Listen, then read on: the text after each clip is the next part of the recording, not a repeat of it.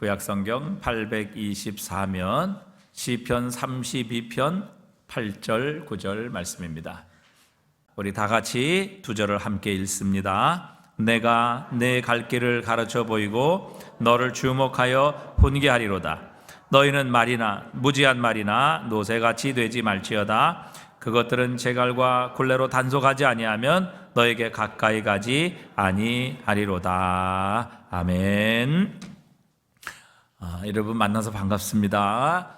이 명절을 앞두고 여러분들 이렇게 주님을 얼마나 사모하시면 다른 데 가지 않으시고 예배당에 오셔서 하나님을 예배하는 여러분의 모습 참 감사하고 또 주님의 이름으로 축복합니다. 하나님께서 오늘도 은혜 주시기를 바랍니다. 스페인의 탐험가인 크리스토퍼 콜럼버스가 1492년에 아메리카 신대륙을 발견하게 됩니다. 그런데 이 콜럼버스가 살던 중세시대의 지도에는 지도 가장자리에 테라 인코그니타라는 그 단어가 적혀 있었다고 해요. 테라 인코그니타라는 말은 이 라틴어인데 테라라는 이 말은 진로 하이트 맥주의 이름이 아니라 라틴어로 영토라는 말입니다. 우리가 테레토리라는 영어에 보면 영토라는 말이 있죠. 바로 이 테라라는 단어 라틴어에서 나온 말입니다. 그래서 이 테라라는 말은 영토라는 말이고 인코그니타라는 말은 코그니타라는 말의 부정형입니다. 우리가 이 철학을 배우게 되면 이 말을 여러분 들어보신 적이 있으실 겁니다. 코그니토 에르고 숨. 아시는 분 계세요? 코그니토 에르고 숨. 누가 한 말이죠? 철학 시간에 여러분 배우셨을 텐데 잊어버리신 것 같아요. 나는 생각한다, 고로 존재한다. 코그니토 생각한다, 생각, 인식이라는 말이고 에르고 숨, 나는 이라는 말이죠. 나는 생각한다, 고로 존재한다라는 데카르트의 유명한 말입니다. 테라 인코그니타라는 이 말은 알지 못하는 땅, 미지의 땅이라는 말입니다. 당시의 중세시대에는 지구를 평평하다고 그렇게 믿었죠. 그래서 이 배를 타고 끝까지 미지의 땅으로 가게 되면 까마득한 낭떠러지로 배가 추락하거나 아니면 지옥으로 떨어진다라고 믿었습니다. 그런데 이 콜럼버스는 바로 사람들이 두려워하던 이 땅 밖으로 나가게 되었고 당시 세상이 생각하지 못했던 전혀 다른 길 그리고 전혀 다른 세상을 발견하게 됩니다. 이 크리스천이었던 이 콜럼버스는 훗날 자신이 이렇게 담대하게 두려워하지 아니하고 항해할 수 있었던 것은 성령님의 인도하심이었다. 그렇게 고백을 합니다. 그리고 자신의 일기에 이렇게 썼습니다. 나의 항해 계획을 들은 많은 사람들이 아니 모든 사람들이 나를 비웃었다. 하지만 성령께서는 내게 분명한 감동을 주셨다. 성령께서 내게 말씀으로 담대함을 주셨다라고 그의 일기책에 기록을 했습니다. 지금 우리는 어찌 보면 앞길이 보이지 않는 그런 시대를 맞이하고 있습니다. 참 청년의 실업 문제가 심각합니다. 특히 올해는 경제 사정이 어려워서 대기업 10곳 중에서 4곳은 한 자릿수, 즉 10명 이하의 이제 새로운 신입 직원을 모집한다라는 그런 결과를 발표했습니다. 그러니까 신입 직원을 10명 이하로 뽑는다니까 얼마나 사실은 회사가 어려운 것일까요? 그뿐이 아니라 나머지 40%는 모두 경력직으로 뽑는다 이렇게 발표를 했습니다. 그러니까 기업이 너무 어려운 거죠. 새로운 사람을 거의 뽑지 않는다라는 그런 말입니다.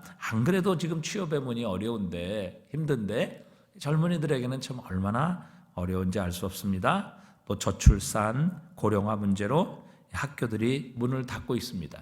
앞으로 10년 후면 우리나라도 70세 이상이 30%를 차지하는 그런 시대가 오게 될 것이다. 그런데 아이들은 낳지 않습니다. 우리나라는 0.9명, 1명도 안 됩니다. 둘이 부부가 결혼을 하면 2명을 낳아야 1인데 이거는 한 명도 낳지 않는 지금 이런 저출산의 시대를 우리가 지금 살아가고 있습니다. 그래서 국민연금 또 의료보험 이런 것들은 앞으로 20년 내지 30년이 되면 다 고갈되어서 앞으로 우리 자손의 세대는 더 이상 국민연금을 받지 못할 것이다. 자신들은 열심히 내서 그 윗세대를 그렇게 봉양을 했는데 막상 자신의 시대가 되면 국민연금이 다 고갈되어서 어느 누구도 이제 받지 못하게 될 것이다 라는 이런 여러 가지 어려운 현실을 지금 우리는 맞고 있습니다.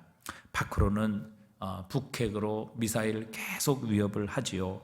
또 러시아가 지금 전쟁을 하고 있고 러시아는 또 핵으로 재래식 무기에서 진 나라가 핵을 사용하지 않은 나라가 없다.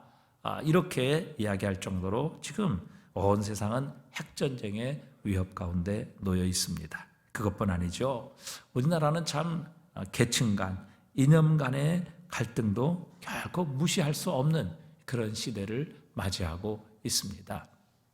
얼마 전에 우리 청문회에서 여러분이 잘 아시는 한동훈 장관이 무슨 어디 술집인가요? 갔다. 그런 이제 보도가 되었고 그것이 거짓말이다. 아니다. 분명히 부인을 했고 그 당사자도 경찰서를 가서 그것이 거짓말이다. 본인이 그렇게 얘기를 했는데도 민주당 측에서는 그것을 믿지 않는 사람이 70%나 된다. 이런 신문의 기사를 본 적이 있습니다. 참 얼마나 지금 이렇게 좌우의 갈등 혹은 이념 간의 갈등이 우리나라에 있습니까? 이거는 민주당 측만이 아니죠. 정반대인 우파도 무슨 말을 해도 전혀 믿지 않는 이런 사람들이 얼마나 이 양극단을 이루고 있는 것이 지금 우리가 살아가는 이 시대입니다. 고금리로 인해서 저도 마이너스 통장을 쓰고 있습니다만은 마이너스 통장이 지금 7.5%가 되는 이런 시기를 맞이하고 있습니다. 어제 뉴스를 보니까 한우값이 폭락을 해서 산지에서는 이 사료값이 50% 이상 오르고 한 마리의 한우를 키우는데 거의 900만 원이 들어간답니다. 950만 원, 900만 원이 들어가는데 그것을 파는 것은 700만 원에 판다는 거예요. 그러니까 한우를 키우면 키울수록 농가는 손해를 볼 수밖에 없다. 그렇게 200만 원, 300만 원 떨어졌는데 소비자들은 전혀 그 한우를 비싸서 사 먹지 못하는 지금 이런 현실에 도대체 무엇이 문제냐. 그래서 축산업자들은 그러면 정부가 소를 키워라. 그래서 정부에다가 이 소를 갖다 주자. 이런 지금 운동을 일으키고 있다고 합니다. 여러분 우리가 살아가는 지금 이 시대 이렇게 참 앞이 보이지 않는 암울한 시대를 우리는 살아가고 있습니다. 여러분 이런 시기에 우리에게 필요한 것이 무엇이겠습니까? 우리가 이 시대를 뚫고 통과할 수 있는 지혜가 필요합니다. 우리에게 믿음이 필요합니다. 담대함이 필요합니다. 자, 과연 그렇다면 우리는 이 시대를 어떤 지혜, 어떤 담대함을 가지고 과연 이 시대를 뚫고 하나님께서 약속하신 땅을 차지할 수 있겠습니까? 첫 번째, 지난번에 한번 말씀드렸는데 이 광야 같은 세상에서 필요한 것은 성공의 지도가 아니라 바로 분명히 흔들리지 않는 방향을 가리키는 나침반이라 말씀을 드렸습니다. 여러분 왜 이 광야와 같은 세상에서 우리는 성공의 지도가 아니라 그 방향을 가리키는 나침반이 필요할까요? 광야와 사막은 폭풍이 불고 바람이 치면 있던 산도 없어지고요. 없던 산도 생기는 것이 바로 광야와 사막입니다. 여러분 지금 우리가 살아가는 시대가 바로 이런 시대 아니겠습니까? 하루아침에 없어졌다가 또 하루아침에 생기는 것. 얼마나 한 치 앞을 내다볼 수가 없는 시대를 살아가고 있습니까? 우리는 과연 내일이 어떻게 되고 내년이 어떻게 될지 이 사회가 어떻게 바뀌고 어떻게 제도가 변화될지 아무도 예상할 수가 없습니다. 정권이 바뀌니까 모든 정책이 전혀 180도로 바뀌고 달라지는 이런 시대를 우리는 살아가고 있습니다. 얼마 전에 뉴스를 보니까 교대에 입학한 학생 중에 9등급 학생이 1차에 합격했다라는 보도가 있었습니다. 몇 년 전만 해도 교대 하면 1등급 아니면은 지원 혹은 들어갈 수 없을 정도로 아주 경쟁이 치열했고 정말 들어가기가 어려워졌습니다. 그런데 올해 9등급이면은 여러분 꼴등 아닙니까? 전체 100분위로 따지면 마지막 4%가 9등급입니다. 1등급이 4%고요. 9등급이 4%, 그리고 중간에 있는 5등급이 20%. 이렇게 해서 100분위로 나가는 거거든요. 근데 마지막 그 꼴등 4%가 이제는 교대에 합격하게 되는 이런 시대를 우리는 지금 맞이하고 있습니다. 왜 그렇습니까? 지금 초등학교가 없어지고 있습니다. 서울만 해도 올해 14개의 초등학교가 없어진다고 합니다.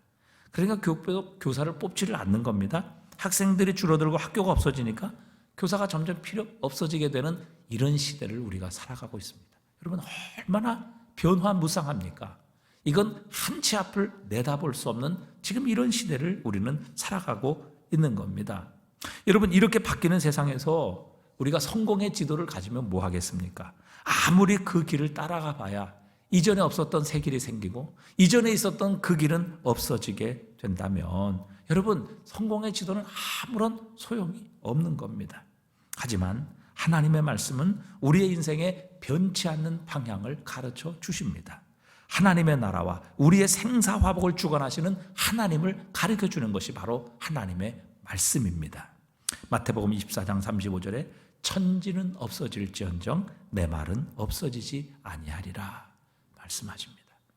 여러분, 세상은 바뀌고 세상은 변하고 세상은 없어지기도 하고 세상은 새로 생기기도 하지만 그러나 하나님의 말씀은 없어지지 아니하리라 분명히 말씀하고 계십니다. 여러분, 천지는 없어질 수 있습니다. 새 하늘과 새 땅이 임할 수도 있을 것입니다. 하지만 그때에도 하나님의 말씀은 변하지 않습니다. 하나님의 말씀은 없어지지 않습니다. 반드시 하나님은 말씀대로 이루시는 하나님이십니다. 그러기에 오늘도 이 광야와 같은 세상을 통과하기 위해서는 우리에게 이 변하지 않는 우리의 인생의 방향을 가르쳐 주시고 갈 길을 말씀하시는 하나님의 말씀의 나침반이 필요한 것입니다. 말씀을 붙드는 자는 그 길을 잃지 않을 것입니다. 이 세상에서 결코 헤매거나 방황하지 않게 하실 것입니다. 그 하나님께서는 지금도 우리를 말씀으로 인도하고 계십니다. 신명기 5장 3절에 보니까요, 모세가 이스라엘 백성들을 향해 이렇게 말씀하시죠. 함께 읽어보겠습니다. 이 언약은 여호와께서 우리 조상들과 세우신 것이 아니요 오늘 여기 살아있는 우리 곧 우리와 세우신 것이라. 아멘. 여러분, 신명기의 말씀은 이전에 자신의 조상들의 모든 자신의 부모의 세대가 다 광야에서 죽고요, 이제 다음 세대가 가나안 땅을 앞에 놓고 받은 바로 말씀이 신명기입니다. 그런데 이 모세는 이 언약이, 즉 이스라엘 백성들에게 주시는 이 언약이 우리 조상들 자신들의 부모와 세운 것이 아니라 바로 여기 살아있는 우리 곧 우리와 세우신 것이라 이렇게 강조합니다. 사실 그들이 율법을 받고 하나님의 말씀을 받은 것은 그들의 부모 세대가 받은 거거든요. 시내산에서 모세를 통해 그들의 부모들이 받은 거예요. 그러나 그 부모들이 불순종함으로 그들은 광야에서 다 죽었어요. 그리고 그 40년 만에 그 다음 세대, 그 후손의 세대들이 지금 가나안 땅을 앞에 두고 하나님의 약속의 말씀을 받는 바로 그것을 가리켜서 모세는 이 조상, 우리 여호와께서 이 말씀은 이 조상들과 세운 것이 아니요 여기 살아있는 우리 곧 우리와 세우신 언약이라 이렇게 말씀하고 계시는 겁니다. 그러니까 하나님의 말씀, 하나님의 언약은 말씀이 기록된 그 세대, 그 당사자들에게만 세운 것이 아니라 오늘 예수를 믿는 우리 모두를 위해 세우신 하나님의 언약이라는 것을 말씀하시는 겁니다. 그러기에 이 말씀은 오늘도 살아 있습니다. 왜요? 이 말씀은 당시 2000년 전, 4000년 전에 모세시대 이스라엘 백성들에게만 세운 것이 아니라 바로 오늘 우리 여기에 있는 우리에게 세우신 하나님의 언약이기 때문에 그렇습니다. 그래서 하나님의 말씀은 지금도 살아있는 것입니다. 그 말씀을 순종하고 그 말씀을 지키는 자에게 하나님은 약속하신 대로 이루십니다. 그래서 오늘 본문 우리가 읽은 시편 32편 8절에 보면 내가 네 갈 길을 가르쳐 보이고 너를 주목하여 훈계하리로다. 너희는 무지한 말이나 노새같이 되지 말지어다. 그것들은 제갈과 골래로 단속하지 아니하면 너에게 가까이 가지 아니하리로다 말씀하십니다. 여러분, 하나님은 지금도 우리를 그분의 말씀으로 우리의 인생의 방향을 인도하신다고 말씀하십니다. 여러분, 지금도 하나님은 우리에게 말씀하고 계십니다. 이 언약은 단지 수천 년 전에 그들과 세우신, 이스라엘 백성들과 세우신 언약이 아니라 바로 지금 우리 여기에 있는 저와 여러분을 향하여 하나님께서 말씀하시고 하나님께서 세우신 하나님의 언약이기 때문에 그렇습니다. 그래서 우리가 주님의 말씀에 초점을 맞추고 주님과 동행하는 삶을 살면 반드시 승리하게 하십니다. 이 광야에서도 방향을 잃지 않게 하십니다. 우리가 가야 할 길을 하나님은 분명히 가르치시고 보이시리라 약속하십니다. 하나님께서 우리를 주목하고 계시고 우리의 갈 길을 훈계하여 가르치시리로다 우리에게 말씀하고 계시는 겁니다. 그래서 여러분, 이렇게 한치 앞을 내다볼 수 없는 이 변화무쌍한 세상을 살아가며 우리가 붙잡아야 될 것은 성공의 지도, 사람의 말, 사람의 인간적인 방법이 아니라 영원히 변치 않는 하나님의 말씀인, 하나님의 나침반이 되어주시는 하나님의 말씀을 붙잡아야 할 줄 믿습니다. 하나님의 말씀을 붙잡는 자, 이 광야와 같은 세상에서도 방황하지 않게 하실 것입니다. 길을 잃지 않게 하실 것입니다. 우리가 어디로 가야 될지, 무엇을 붙잡아야 될지, 어디를 보고 달려가야 될지 하나님께서는 그 말씀을 통해 우리에게 분명한 방향을 지시해 주실 것입니다.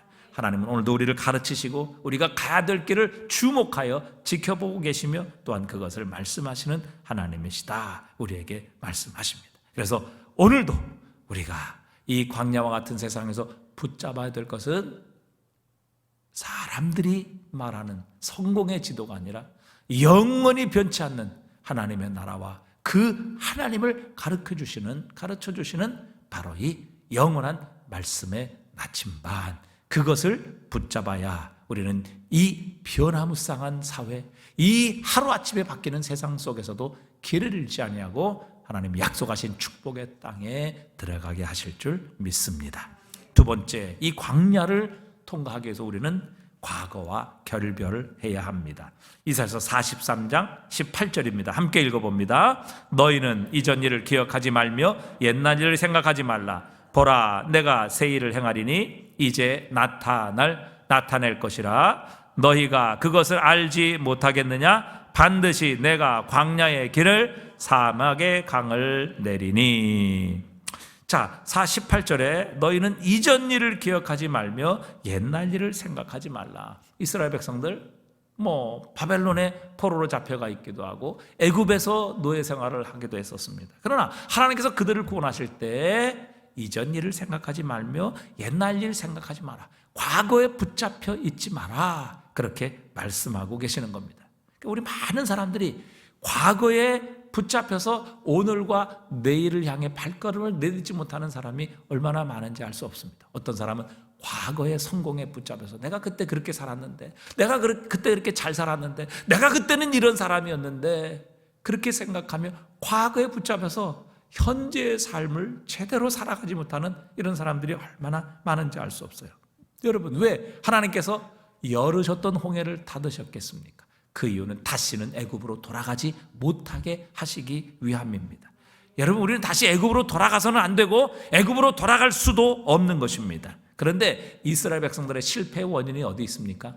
하나님께서 애굽에서 구원해 내셨는데, 하나님께서 그 홍해를 건너게 하셨음에도 불구하고 그들은 그 애굽을 잊지 못했습니다.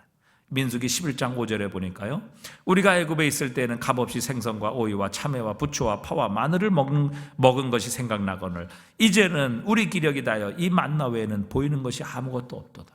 광야에서 하나님께서 그들을 구원하셔서 지금 가나안 땅으로 인도하고 계시는데, 그 애굽의 과거에 그들이 얼마나 잘 먹었고 얼마나 그 애굽에서 행복하고 편안한 삶을 살았겠습니까? 400년 동안 노예로 살았는데, 그럼에도 불구하고 힘들고 어렵고 고난이 오니까 그 과거를 잊지 못했던 것입니다. 그러나 하나님께서는 우리가 하나님의 놀라운 은혜를 체험하고 하나님의 능력을 받으려면 우리의 과거와 결별해야 한다고 말씀하십니다. 이전 일을 기억하지 말라, 그렇게 말씀하시지요.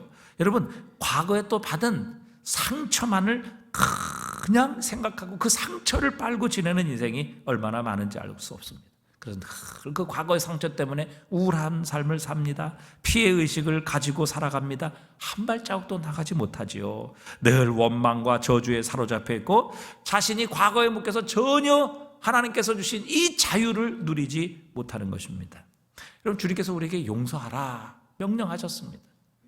1만 달란트 비유를 통해서 우리가 받은 용서가 어떤 것인지, 또 우리가 우리에게 죄진 자를 사하여 준 것 같이 우리 죄를 사하여 달라고 우리는 날마다 하나님 앞에 주님 가르쳐 준 기도를 통해 고백합니다. 여러분, 주님께서 우리에게 용서하라고 명령하시는 것은요, 그 용서를 통해서 지금 내 안에 자리 잡고 있는 그를, 내가 놓지 못하고 있는 그를 내보내라는 뜻입니다. 나에게 상처를 준 사람, 나를 실패하게 만든 사람, 여러분, 내가 용서하지 못하고 내가 붙들고 있으면, 내가 미워하고 그를 저주하고 있으면 그는 언제나 내 속에서 나의 짐이 되는 것입니다. 나는 그로 인해 고통과 상처를 치유받을 수가 없는 것입니다. 여러분, 병원에 상처를 입고 병원에 가게 되면요, 절대 그냥 그것을 접합하지 않습니다. 제가 옛날 다리 한번 다친 거 말씀을 드렸죠. 너 다리를 이렇게 유리를 병을 밟아가지고 다리 이게 발에 있는 이 피부와 함께 그 안에 있는 심줄이 딱 이제 끊어져 버렸어요. 뼈가 보일 정도로 아주 심각하게 상처를 입었는데, 지나가 어떤 사람이 그거 보더니 여기에는 담배가 특효약이다 그러면서 자기가 가지고 있던 담배를 다 이렇게 짓이겨 가지고요, 그 벌어진 상처에다가 담배를 그냥 다 집어넣었다고요. 그리고 이제 붕대를 묶어갖고 이제 병원을 갔어요. 병원을 갔더니 도대체 어떤 놈이 이렇게 해놨냐고, 그 담배 씻어내는 데만 해도 한 1시간은 더 걸린 것 같아요. 그 안에 있는 그 찌꺼기 씻어내는데, 안 그랬으면 그냥 이렇게 뭐 소독하고 뭐 이렇게 식염수 뿌려서 빨리 접합을 하고 수술을 했을 텐데, 그 안에 집어넣은 그 담배 꺼내느라고 그 안에 있는 여러분 그 피부 조직과 함께 그 안에 이 심줄이 끊어졌으니 얼마나 깊이 그 상처가 있는 거예요. 거기 안에도 담배를 쑤셔놨으니 그 담배 끄집어내느라고 얼마나 그 의사 선생님이 고생을 했는지요. 해가지고 결국에는 그거 다 소독하는데 그것만 시간이 1시간이 더 걸린 것 같아요. 얼마나 아팠겠습니까? 그런데 여러분, 만약에 여러분 불순물이 남아있음에도 불구하고 상처를 봉합해 보십시오. 어떻게 되겠습니까? 어떻게 되죠? 상처가 안 아물어요. 곱는단 말이죠.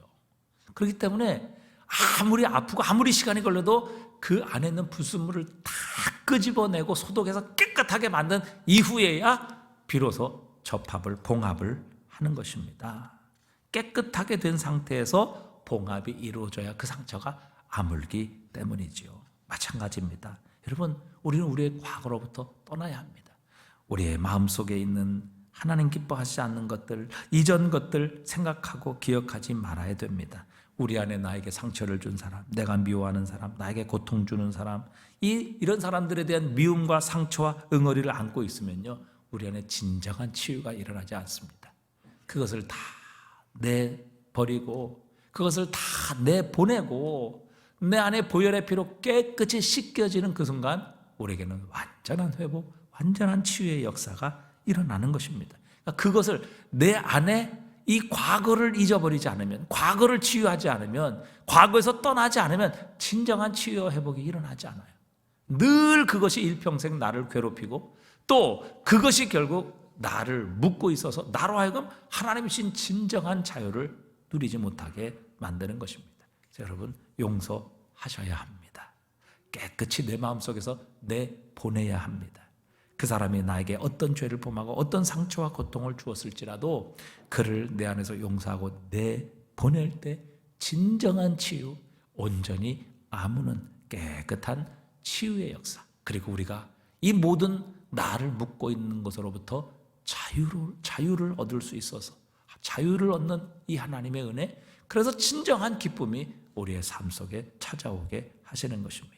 고린도서 5장 17절에도 그런즉 누구든지 그리스도 안에 있으면 새로운 피조물이라. 그 다음에 뭐예요? 이전 것은 지나갔으니 보라 새 것이 되었도다. 여러분, 지나갔다 이 말은 완료형이에요. 완료. 이미 끝났다 이 말이에요. 우리의 이전의 과거는 다 끝났다는 거예요. 그리스도 예수 안에서 우리의 모든 죄도 주님께서 다 용서하셨고, 우리의 모든 과거의 허물 다 이제는 하나님께서 치유하시고 깨끗이 하셨기 때문에 이전 것은 지나갔다는 거예요. 이전의 애굽의 삶 끝났다는 거예요. 홍해를 닫으셨기 때문에 우리는 돌아가서도 안 되고 이제 돌아갈 수도 없다는 거예요. 그 왜 자꾸 이전 일을 기억하느냐 말이죠. 나에게 준 상처, 내가 받은 아픈 고통, 여러분 내보내야 합니다. 이전 것은 지나갔으니 보라 새 것이 되었도다. 우리가 세례를 받을 때 이전에 옛사람은 십자가에 못 박혀 죽은 것입니다. 그렇게 우리는 더 이상 죄가 우리 주인 노릇하지 못하도록 우리는 우리의 삶을 주님께 드려야 되지요. 로마서 6장 11절입니다. 한번 읽어보겠습니다. 이와 같이 너희도 너희 자신을 죄에 대하여는 죽은 자요 그리스도 예수 안에서 하나님께 대하여는 살아있는 자로 여길지어다. 그러므로 너희는 죄가 너희 죽을 몸을 지배하지 못하게 하여 몸의 사역에 순종하지 말고 또한 너희 지체를 불의의 무기로 죄에게 내어주지 말고 오직 너희 자신을 죽은 자 가운데서 다시 살아나신 자같이 하나님께 드리며 너희 지체를 의의 무기로 하나님께 드리라. 아멘. 이미 그리스도 예수께서 우리를 이 죄에서 해방시키고 죄에서 자유케 하셨는데 이전의 죄에 죽을 몸이 우리의 삶을 지배하지 못하도록 주님께서 우리의 삶을 하나님께 드리라. 뒤돌아보지 말아야 합니다. 이전 것은 지나갔으니 보라 새 것이 되었도다.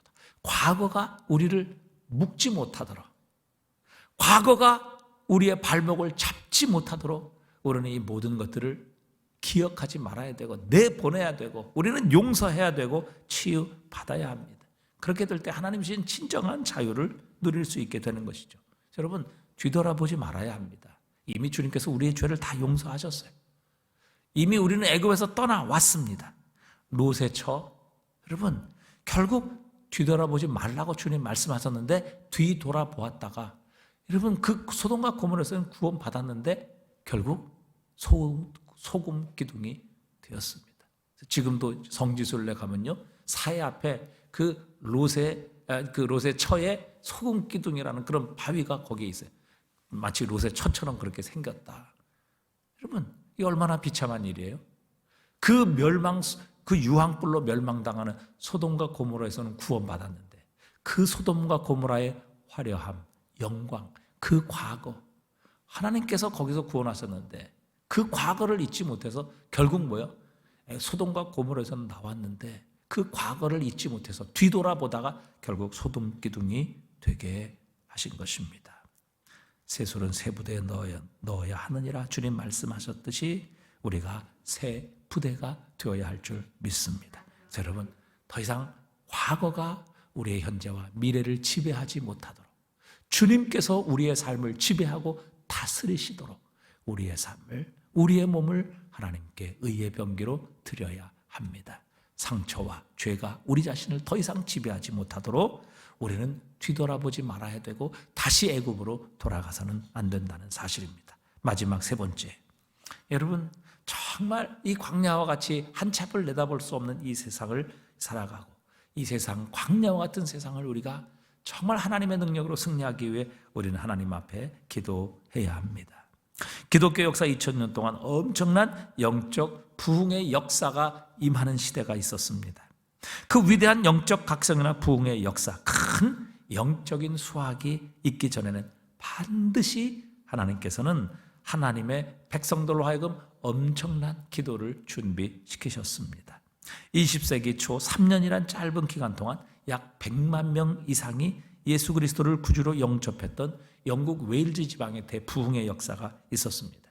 우리나라 1903년에 평양 대부흥 운동과 비슷한 시기에 하나님께서 성령의 부흥을 주신 것이죠. 그때 수많은 사람들이 이 웨일즈 지방의 중보 기도를 통해 이 대부흥을 하나님께서 준비시키셨습니다. 1904년에 접어들면서 4명의 웨일즈 청년들이 매일 밤 웨일즈 부흥을 위해 기도하기 시작했습니다. 이 모임이 점점 커져서 다양한 연령층의 사람들이 매일 밤 웨일즈의 부흥을 위해 기도하도록 하나님께서 그들의 마음을 감동시키셨습니다. 그러다 마침내 1904년에 엄청난 성령의 불길이 웨일즈 전역을 휩쓸었습니다. 그리고 그 3년의 부흥 기간 동안 무려 이 영국의 웨일즈 지방에 100만 명이라는 사람이 예수를 믿고 구원받는 역사가 일어나게 하셨습니다. 여러분 생각해 보십시오. 우리 지금 부산의 인구가 약 한 380만 이 정도 된다고 합니다. 여러분 거의 3분의 1이 3년 동안 복음화되고 예수를 믿고 변화되는 역사가 일어나게 하신 겁니다. 여러분 우리에게도 이런 하나님의 부흥의 역사가 필요합니다. 이것을 위해 우리는 기도해야 되고 저와 여러분이 바로 이 부흥을 위해 준비되어지는 그런 기도의 불쏘시개라는 사실입니다. 이 웨일즈의 부흥의 주역은 이반 로보츠라는 26살의 젊은 신학생이었습니다. 그는 웨일즈의 부흥이 일어나기 10년 전부터 자신의 지역을 위해 하나님 앞에 기도해 왔습니다. 하나님께서 크고 놀라운 부흥의 역사를 일으키실 때는 반드시 하나님의 백성을 불러 무릎 꿇게 하십니다. 그리고 그들이 함께 부르짖어 기도해서 하늘의 문이 열리게 하시고 은혜의 빗줄기가 부어지게 하시는 겁니다. 여러분, 부흥은 단순히 성도의 숫자가 많아지는 것을 의미하지 않습니다. 부흥은 영어로 리바이벌이라 이렇게 부르는데 직역하면 생명이 다시 숨쉬는 것입니다. 마치 심장이 멎었다가 심폐소생술을 통해서 다시 생명이 뛰는 것처럼 그렇게 생명이 다시 숨쉬는 것, 이게 리바이벌입니다. 우리가 소위 부흥이라고 말하는 단어죠. 영이 다시 살아나는 것, 이게 리바이벌, 부흥이라는 것입니다. 여러분, 숨은 쉬고 있는데 전혀 생명력이 없는 그리스도인들이 얼마나 지금 이 시대에 많이 있습니까? 여러분, 부흥이라는 것은 바로 그런 사람들의 영이 다시 살아나는 것입니다. 그런 사람들이 다시 가슴이 뛰고 숨이 쉬어지고 일어서고 움직이고 살아나는 역사가 일어나는 것, 바로 그것이 진정한 부흥의 역사라는 사실입니다. 그래서 부흥의 불길이 일어나면 성도들의 영이 다시 살아납니다. 주님을 처음 영접했을 때 그 첫사랑과 감격이 회복됩니다. 성령의 임재가 느껴지고 시키지 않아도 자신의 죄를 자복하는 눈물의 기도, 회개의 기도가 터지게 하십니다. 성령이 불처럼 바람처럼 임하면서 우리의 육체와 마음의 병이 치유되게 하시고 회복되게 하시는 역사가 일어나게 하십니다. 하나님을 사랑하는 마음, 형제를 사랑하는 마음, 죽어가는 영혼을 불쌍히 여기는 마음이 뜨거워지면서 우리 안에 하나님을 향한, 이 세상을 향한, 죽어가는 영혼들을 향한 열정이 회복되게 하시는 겁니다. 바로 그런 사람을 통해서 예배가 회복되게 하십니다. 우리의 능력이 달라지게 하시는 겁니다. 왜요? 하나님의 영인 성령이 우리에게 임하시고 역사하시기 때문이지요. 예수님께서 제자들에게 역사적인 오순절 성령 강림을 준비시키셨을 때에도 사도행전 1장 13절에 보니까 제자들과 여자들과 예수의 어머니 마리아와 예수의 아우들과 더불어 마음을 같이하여 오로지 기도에 힘쓰니라 말씀하십니다. 기도를 통해 준비시키신 겁니다. 여러분, 그럼 왜 기도회에 역사하십니까? 왜 꼭 하나님은 기도할 때 응답하십니까? 그냥 주시면 안 됩니까? 그냥 응답해 주시면 더 좋은 것 아니겠습니까? 그렇지 않습니다. 주님께서 우리에게 기도하라 라고 말씀하신 것은요, 기도해야 우리가 그 역사와 응답이 하나님께서 주시는 것이라는 것을 확신할 수 있기 때문에 그렇습니다. 기도한다는 것은 하나님을 믿는다는 이야기입니다. 기도한다는 것은 하나님을 기대한다는 것을 의미하는 것입니다. 기도한다는 것은 하나님만 의지한다는 우리의 믿음의 표현인 것입니다. 그래서 하나님은 기도해야 역사하십니다. 기도해야 응답하시는 겁니다.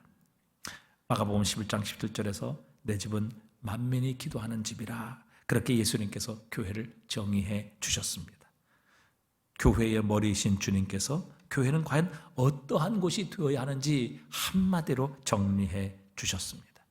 교회는 바로 주님 만민이 기도하는 집이라.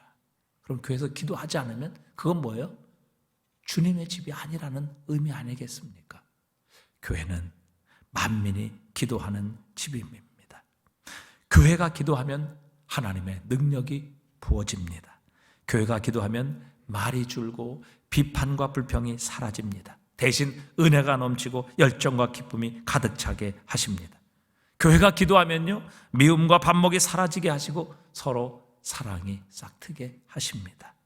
교회가 기도하면요, 큰 문제도 아무것도 아닌 것이 되지만, 교회가 기도하지 않으면요, 작은 문제도 결국 큰 문제가 되어서 교회가 갈라지고 싸우고 다툼이 일어나게 되는 것입니다. 그래서 2000년 전 주님 계실 때나 지금이나 교회가 살아나는 길은 오직 기도하는 것뿐입니다. 기도하는 교회 반드시 아름답게 성장하게 하시고 하나님께서 다시 한번 하나님의 부흥, 이 리바이벌의 역사를 일으켜 주실 것입니다. 교회가 기도해야 마귀가 떠납니다. 교회가 기도하여 하나님의 임재로 충만해집니다. 기도하는 동안 우리의 육체의 질병이 낫게 하시고, 기도하는 동안 우리의 마음의 상처를 싸매어 주십니다. 기도하는 동안 우리의 부서진 가정을 회복시켜 주실 것이고, 진창에 빠진 사업과 우리의 직장에 다시 싹이 트기 시작하고 새 역사가 일어나게 하십니다. 그리고 이 하나님의 부흥의 역사가 기도를 통해 임하고 일어나게 하시면, 여러분, 이 부흥의 역사는 결코 교회 안에만 머무르지 않습니다. 부흥을 체험한 성도들을 통해 그가 속한 가정, 그 교회가 살아나게 하십니다. 그 지역사회가 변하게 하십니다. 스코틀랜드의 대부흥의 역사가 일어났을 때 은혜 받고 회개한 공장의 근로자들이 그동안 훔쳐갔던 공장 물건들을 다시 갖다 놓는 바람에 큰 창고를 몇 개나 더 지어야 했다고 합니다.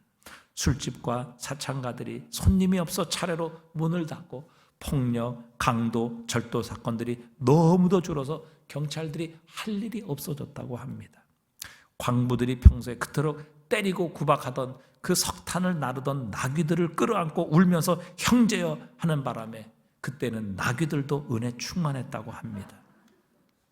여러분, 이런 놀라운 부흥의 역사가 오늘 우리 교회, 우리 한국교회 위에, 우리 대한민국 위에 필요하지 않겠습니까? 여러분, 우리는 이것을 위해 기도해야 할 것입니다. 우리가 기도할 때 하나님께서 우리에게도 다시 한번 리바이벌의 역사, 부흥의 역사가 일어나게 하실 것입니다. 오늘 우리가 이 광야와 같은 시대를 지나가며 우리에게 필요한 건 바로 성공의 지도, 사람들이 말하는 그런 우리의 인생의 지도가 아니라 영원히 변치 않는 하나님의 나라와 우리의 생사와 복을 주관하시는 그 하나님을 가리키는 말씀의 나침반이 우리에게 필요합니다. 그리고 우리의 이전의 삶, 과거를 떠나고 잊어버리는, 그것을 기억하지 않는 우리의 삶, 그래서 새 부대가 되어서 하나님께서 주시는 새 은혜를 담는 그런 삶이 필요하고, 또 마지막으로 하나님 앞에 기도하는 이 삶이 우리에게 필요합니다. 그때 하나님께서는 이 광야와 같은 세상 넉넉히 통과하게 하셔서 하나님이 약속하신 가나안 땅을 차지하게 하실 것입니다. 위로부터 하나님의 능력이 임하게 하실 것입니다. 이 광야에서도 방황하지 않게 하시며 우리 주님의 성령께서 주시는 그 능력, 그 은혜로 인하여 넉넉히 부족함 없이 이스라엘 백성들이 광야에서 한 번도 굶은 적 없고, 그들의 신발, 또 신발이 떨어지고 옷이 떨어져서 발이 부르튼 적이 없었다고 고백했던 것처럼, 이 광야에서도 하나님께서 주시는 날마다의 기적, 날마다의 은혜를 통해 이 광야를 뚫고 나아가 하나님께서 약속하신 축복의 땅, 가나안 땅을 차지하게 하실 줄 믿습니다. 여러분, 이 놀라운 은혜가 저와 여러분과 우리 교회 가운데, 그리고 이 한국교회와 우리 대한민국 가운데 임하실 수 있기를 주님의 이름으로 축복합니다.